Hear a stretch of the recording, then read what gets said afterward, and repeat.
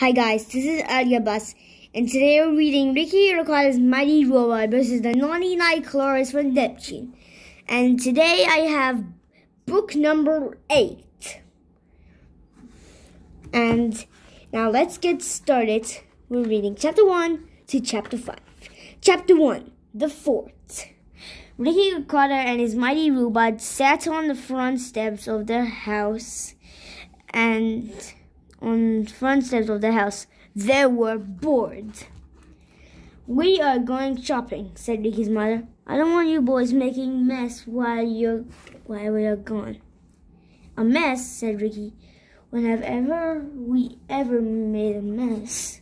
Every time you jump in a puddle and make a big mess," said Ricky's mother.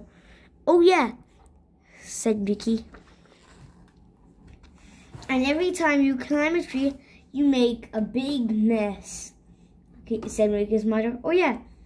And every time you chew a bubble gum, you make a big mess," said Ricky's mother. "Oh yeah," said Ricky.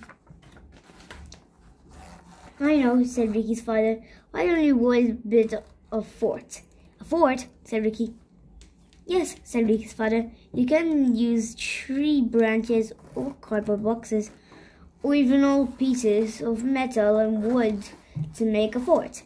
"That sounds like fun," said Ricky. "Great," said Ricky's father. "Just remember, you must clean up after yourselves while you're done playing." "We will," said Ricky. "Bye-bye," said Ricky's mother. "And remember, no messes." "Don't worry," said Ricky. Ricky and his mighty robot walked around town looking for their fort. Ricky found a stick. Ricky's mighty robot found a piece of string. Then Ricky and his mighty robot found something even better. After the edge of town, the mayor and the city planner were looking up a rickety old building. "We must tear this old building down," said Mayor Monster. "It will be a big job," said the city planner. "It will take lots of time and cost lots of money." Ricky got an idea. "Mr. Mayor," said Ricky, "my mighty robot will tear this building down for free if you let us keep all the pieces." "Really?" said Mayor Budster. "It's a deal."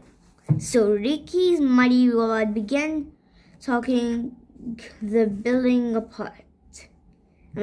Taking the building apart, piece by piece. He stacked all the pieces in a nice, neat pile. "This is perfect," said Ricky. "Now we have everything we need for our fort." Chapter 2, The Mess. Ricky and his mighty robot walked home for the gigantic stack of pieces for their fort. Ricky's parents were still out shopping, so his mighty robot threw the pieces down in the backyard.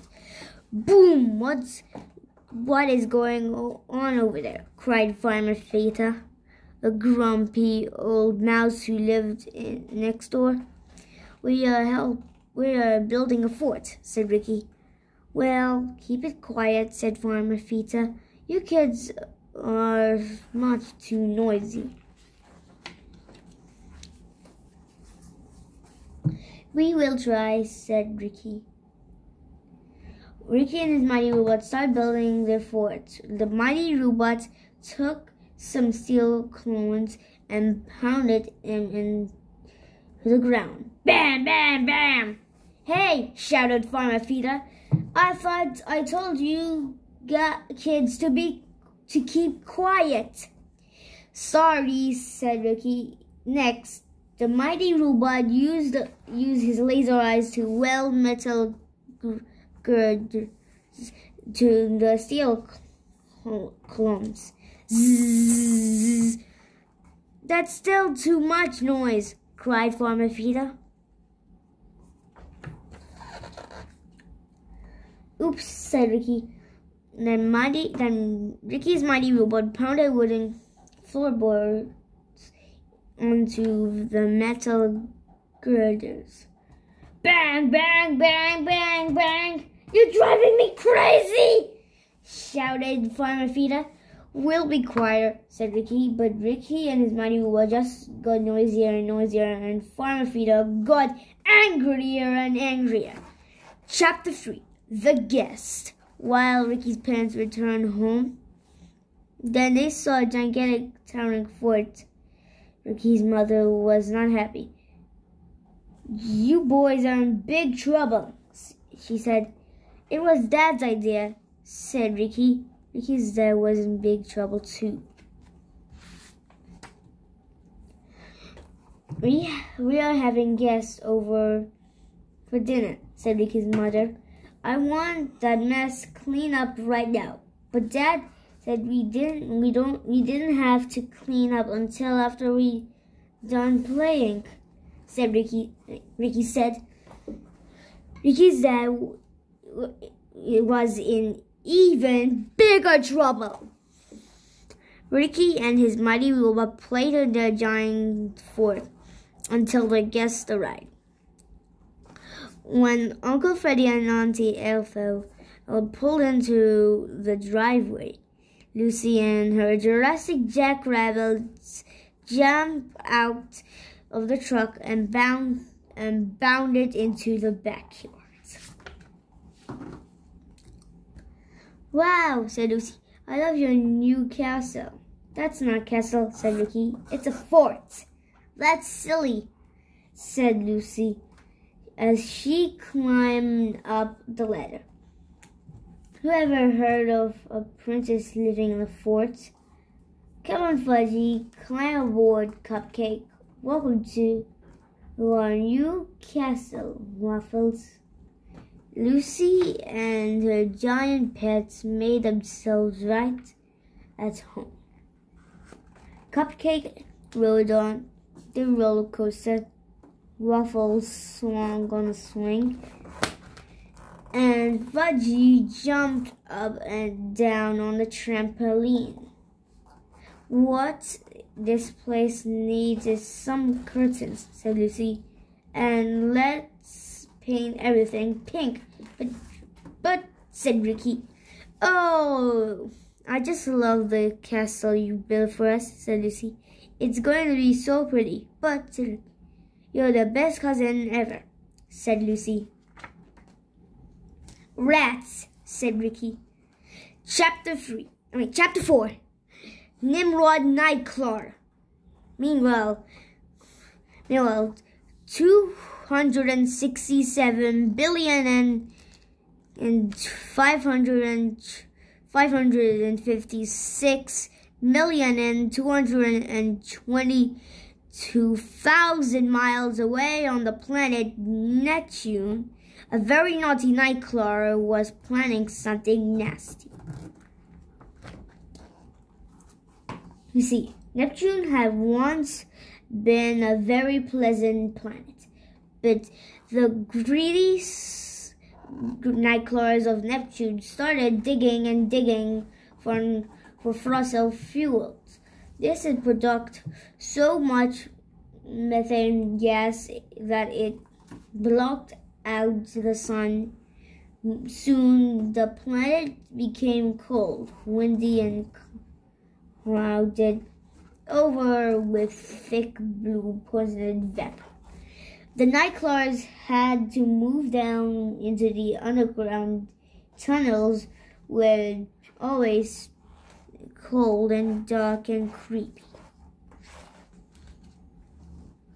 Neptune's greatest scientist, Nimrod Nightcrawler, had been studying the Earth for a very long time. He knew it was the nicest planet in our solar system, and he and his Nightcrawler army wanted it for themselves.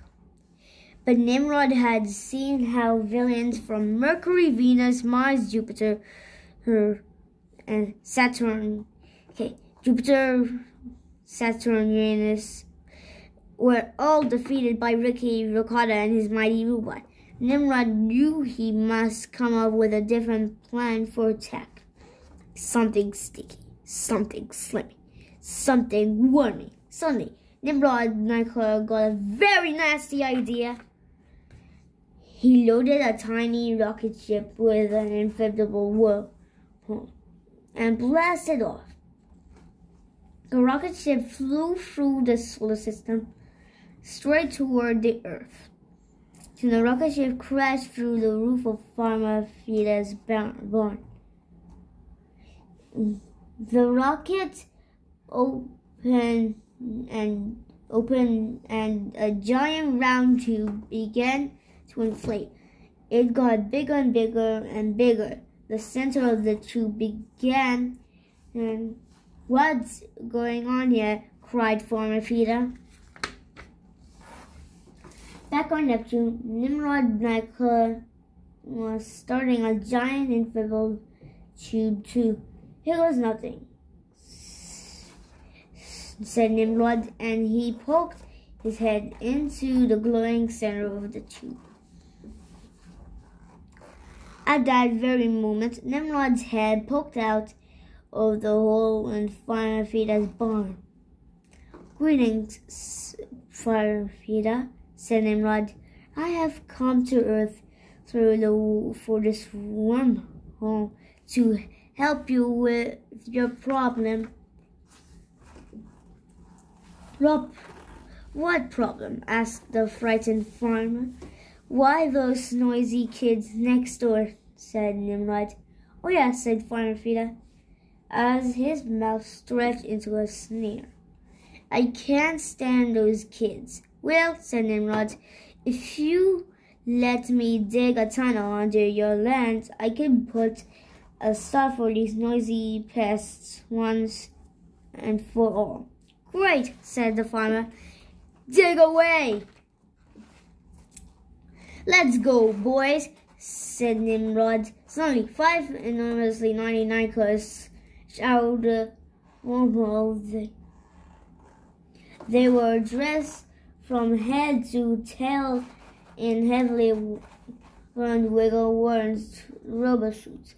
A squishy mechanical sound echoed through the barn, and as they pointed the robotic drill heads downward. So they began to dig deep holes in the barn. "Wait," said Farmer Fida, You're not going to hurt those kids, are you?" "Of course not. We're going to destroy them. Ha ha ha." Chapter 5. The Pit. The 99 Nightclawers from Neptune dug and dug and dug. Quickly they made their way to area underneath Ricky's fort. Up they tunneled until the earth below the fort was hollow and unstable. Ricky's fort began to creak and groan. What's wrong with my castle?" "Ricky?" asked Lucy. While the family was eating dinner, "Why is it making a noise?" "I don't know," said Ricky. Ricky's mighty robot walked over to the fort. He checked the steep columns as the fort swayed from side to side. Then he kicked the ground gently with his giant foot.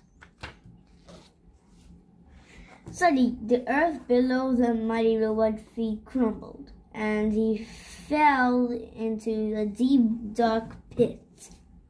"Robot!" cried Ricky. "Are you okay?" Finally, Ricky's fort began to rumble and bend. "It's going to fall!" cried Ricky's dad. "Run!" All at once, the heavy steel fort collapsed and came crashing down into the deep, dark pit. Ricky's mighty robot was buried alive beneath the thick metal beams.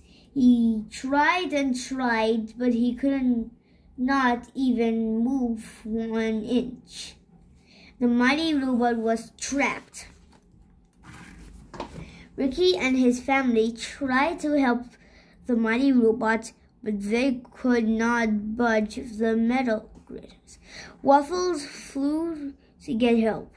Right away, he noticed a bright light coming from Farfita's barn.